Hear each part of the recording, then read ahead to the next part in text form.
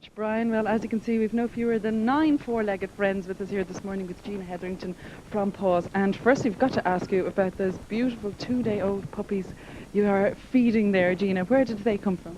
Hi Sinead. These babies, their mother was actually put into a pound in Dublin and she was very, very heavily pregnant, and I got a call from the pound to say that she needed rescuing, so I took her out and I brought her to the vet 2 days ago, and the vet took one look at the size of her and the size of her tummy and he said there's no way she's going to have those puppies, so he decided to do a cesarean.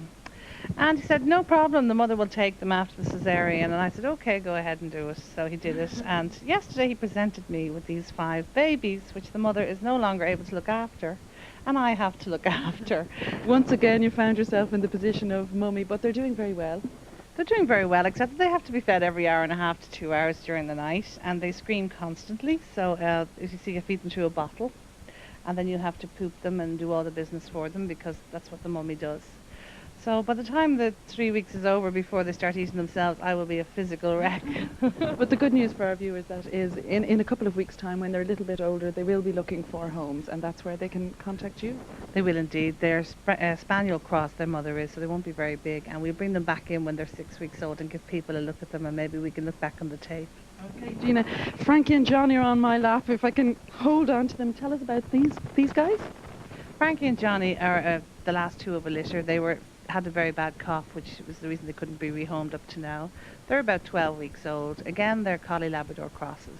So they're going to be fairly big, chunky dogs. They look cute now, but you know, in about 3 or 4 months' time, they're going to be tearing up the garden and tearing up the house. As we can see already, so anybody who's looking for a home knows that they are actually going to grow quite big, quite like this fella, David. Yes, this is Steve. He's a 2-year-old collie. He's been with us for about 18 months now.